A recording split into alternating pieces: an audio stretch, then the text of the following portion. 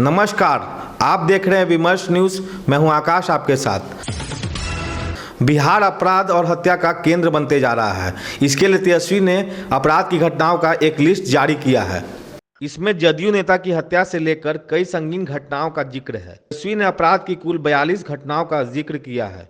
पटना साहिब, मुजफ्फरपुर, छपरा, सुपौल, कैमूर, गया, Araria, Bettiah, honour killing आदि के मामले में तेजस्वी के लिस्ट में प्रमुखता से हैं।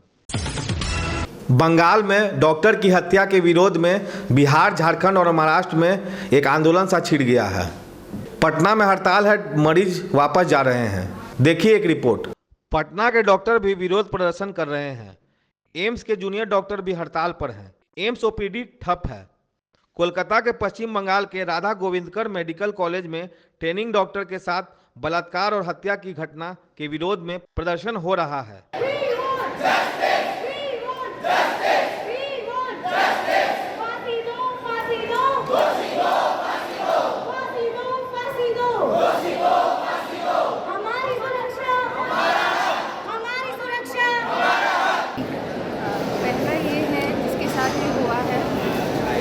पूरा ट्रांसपेरेंट प्रूव होना चाहिए और जो भी गलती किए उनको जल्दी से जल्दी पकड़ लेना चाहिए। ऐसा इंसिडेंट दोबारा नहीं होना चाहिए। उसके लिए गवर्नमेंट कुछ एक्शन लेना चाहिए, सीपीए इम्प्लीमेंट करना चाहिए। ये ओपीडी आप लोग कब तक ठप रखेंगे मैडम?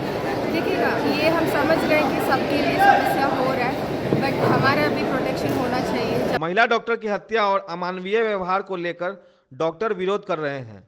हाईकोर्ट ने इस डॉक्टर के मामले में सीबीआई इंक्वायरी का आदेश दे दिया है। डॉक्टरों के द्वारा मेडिकल प्रोटेक्शन एक्ट की मांग की गई है। डॉक्टरों ने कहा है कि कार्यस्थल पर उन्हें पूरी सुरक्षा दी जानी चाहिए।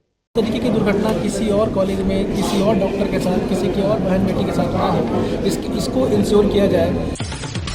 जयराम रमेश ने फिर से जातिगत जनगणना का मसला उठाया है। उन्होंने कहा है कि ये केंद्र की जिम्मेवारी है, ना कि राज्य की। जयराम रमेश ने अडानी शेयर घोटाले की जेपीसी से जांच कराने की मांग की है। देखिए यह वीडियो फुटेज। जेपीसी की मांग हमने दोहराया है। अडानी महाघोटाले के संदर्भ में 1 साल से हम मांग कर रहे हैं और जिस तरीके से अभी नए खुलासे आए हैं उसको और भी महत्व रखता है कि जेपीसी का गठन जल्द से जल्द हो। केंद्रीय सरकार द्वारा जातिगत जनगणना करना जरूरी है। संविधान के अनुसार जनगणना की जिम्मेदारी केंद्र सरकार की होती है, राज्य सरकारों की नहीं। राज्य सरकारें सर्वेक्षण करते हैं कि जो हमने चुनाव के प्रचार के समय संविधान की सुरक्षा के बारे में हमने जो मुद्दे उठाए थे, संविधान के जो अनेक प्रावधान हैं सामाजिक, आर्थिक और राजनीतिक न्याय को लेकर, उसका पालन करना, प्रावधानों का पालन करना, संविधान को सम्मान देना, उस पर भी लंबी बातचीत हुई। जम्मू कश्मीर में 15 अगस्त को बलिदान स्तंभ का लोकार्पण होगा। यह स्तंभ 1947 में जम्मू कश्मीर में बना था। 1947 के अक्टूबर में पाकिस्तानी घुसपैठियों ने कश्मीर पर चढ़ाई की थी। घुसपैठियों के साथ पाकिस्तान की सेना ने जम्मू कश्मीर को कब्जे में लेने की कोशिश की थी।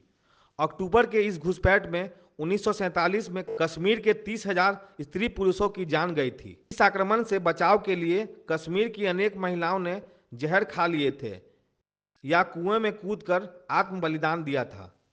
यह बलिदान स्तंभ पहली दफा 1996 में बना था। दोबारा बनकर यह तैयार हुआ है, जहां जाने के लिए कोई फीस नहीं रखी गई है। मोकामा के कसहा दियारा में 5 साल पुराना पुल गिर गया। इससे कसहा दियारा और मोकामा का संपर्क टूट गया है। गंगा नदी का पानी ऊपर आया था और पुल तक पहुंच भी नहीं सका था। शेख हसीना अभी तक भारत में है। बांग्लादेश के गृह मंत्री ने कहा कि उन पर मुकदमा चलेगा। बांग्लादेश में गृह मामलों के सलाहकार सखावत हुसैन ने कहा है कि भारत सरकार बांग्लादेश के साथ भाई जैसा बर्ताव करे, परंतु बड़ा भाई नहीं बने। सखावत ने हिंदुओं और अल्पसंख्यकों पर हमले के लिए माफ़ी मांगी है। दूसरी तरफ शेख हसीना की पार्टी बांग्लादेश में एक जगह जीतने की तैयारी में है। 15 अगस्त को शेख मुजीब के समाधि स्थल पर जुड़ने की तैयारी है। पटना नगर निगम की सड़कों के लिए 120 करोड़ रुपया दिया जाएगा। अब क्या पटना नगर निगम को पर्वतारोहण जैसी सड़कों से मुक्ति मिलेगी। नगर विकास और आवास मंत्री नितिन नवीन ने घोषणा की। शहरी मतदाताओं के लिए नगर विकास का यह तोहफा है। सीतामढ़ी के एसपी मनोज कुमार तिवारी ने एक अजीब मामले में थाना इंचार्ज को सस्पेंड किया।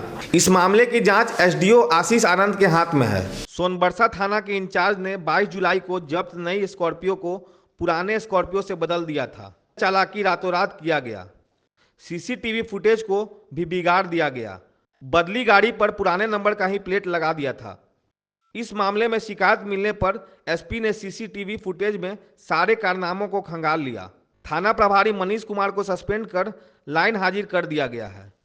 जानते चले कि 22 जुलाई को शराब के खेप के साथ नई स्कॉर्पियो पकड़ी गई थी।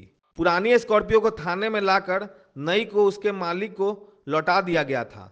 शराब की तस्करी करने वाले मालिक के साथ सोनबरसा के थाना प्रभारी की हर हरकत महंगी पड़ी।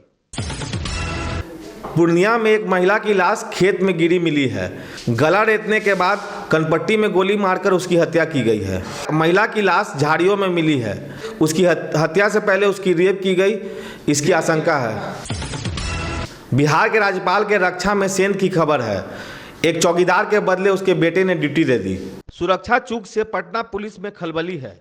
दीक्षांत समारोह में भाग लेने गए थे राज्यपाल श्री राजेंद्र विश्वनाथ आर्लेकर।